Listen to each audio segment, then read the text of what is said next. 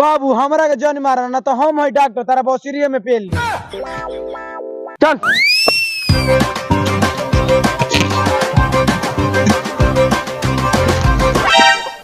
अरे बाप रे बाप, ई लागत तो सारा गुंडा लफुए हुए सो, लागत हमर पूरे न तो खा जे सो का।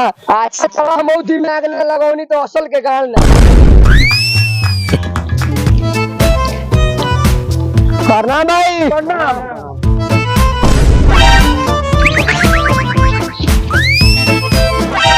ए वो हमरा के नु प्रणाम कैलसिया काहे से कि हम पाड़े हई एने के सारा बियाह हमई नु कराइले। ए बड़े हमर लाड़े हैं तू हमरा के प्रणाम कइले छिया कहा से कि हम डॉक्टर हैं। ए तू हमरा डॉक्टर के झाट हो जा काहे कि सारा जवार के गाड़ी हम ही चलाइले, ड्राइवर होई प्रणाम हमरा के नु कइले होई। हां तोरे जैसा नानह ड्राइवर के कौन प्रणाम कर लागल रे, उ तो प्रणाम हमरा कैले काहे से कि हम व्यापारी हैं। ना ना तू हमके प्रणाम कैलसिया। ना ना ना प्रणाम तो हमरा के कइले तोहनी के प्रणाम कइले से उ तो प्रणाम कइले छी हमरा के। ए हमर झाट बोलला बड़ा जा उ हमरा के प्रणाम करे हमरा प्रणाम कैले से।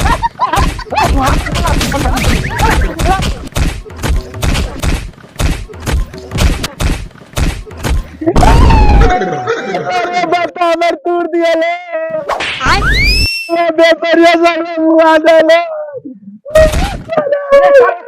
मारामारी करता सरे है मर गया। देखो ना एगो आदमी मान्यता लेके जात रहलो, ई कहत हमरा के प्रणाम कइले छिया, हई कहत हमरा के प्रणाम कइले छिया, हई कहत हमरा के प्रणाम कइले छिया। अब जो मैं तू ही बताओ केकरा के प्रणाम कइले छिया। हमरा कइले छी लेकिन हमरा कैलसिया। अरे सारो एक खातिर लड़ाई करता सो, जाके पूछो काहे के प्रणाम कइले छिया। ला ई तो गड़मरा गई, हमनी के पते ना रहला, आपस में लड़त नहीं जा केकरा को प्रणाम कइले छिया। चले के पूछ ले के केकरा का प्रणाम कइले छिया। अरे साले लेकिन के बूढ़ जवान चिन्हाता नहीं कि हमरे के धक्का मार के जाला से। ओ भैया भैया ए भैया रुका, ए भैया रुका देख यार भाई पहले एगो बात सुनो तो, तू हमनी में से कौन के प्रणाम कइले बाड़ो? तो सबसे ज्यादा जो चुतिया बा हम ओकरा के प्रणाम कइनी ह। ए बुढ़ऊ हमरा के तो चुतिया तू बनइयो जन कहा से कि हम है डॉक्टर। ए बुढ़ी बात है हमरा के चुतिया काहे बनावले रे, हम काहे से के व्यापारी हैं तोनी से अमीर बानी। रे दो देनी हम पंडित जी नहीं, हमरा के चुतिया मार सारे के।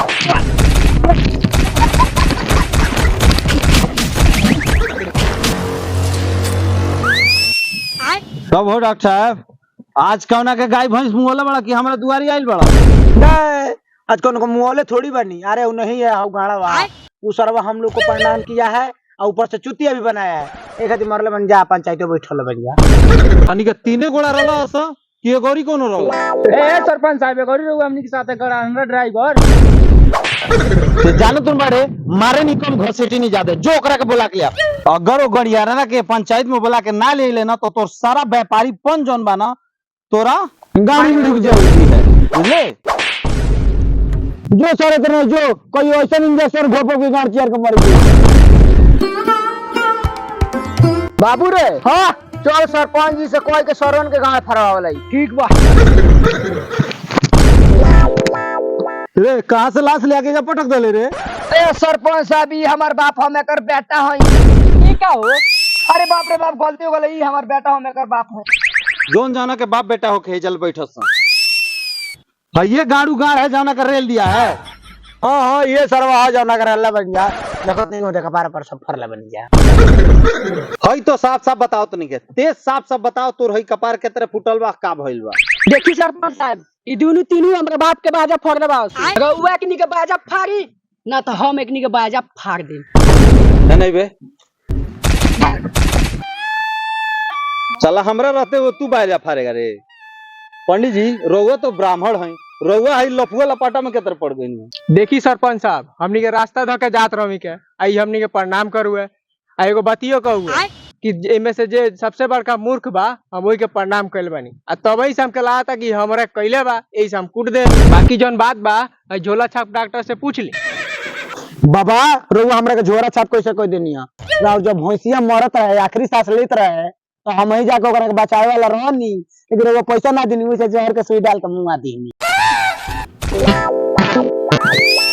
हाँ बाबा रुक जाए। हाँ बाबा बड़ी गर्मी बा हैकर अभी झगड़ा फरिएबे ना कइल रहुआ नया झगड़ा उपाटत तनी। सरपंच साहब रवा मान के कि हम जाई थाना में। देखो के हार भाई हम कोशिश करतानी लेकिन ढेर बेचैन बड़ा ना ओकरो व्यवस्था बा हमरा लगे ठीक ना। देखी सरपंच साहब कोशिश होसी ना हम बताओ तानी जब हमने उतर लेके जाते हुए तो देखिए कि नहीं चारों गुंडा लफे लागत आंसू जब एक इनका हम प्रणाम कर ले सरपंच साहब लेकिन के तो चारों चुटिए लागत रहूंगे लेकिन फिर भी हम सोचें कि चारों में से जो चुटिए लगता हम ओकरे प्रणाम कोई नहीं है।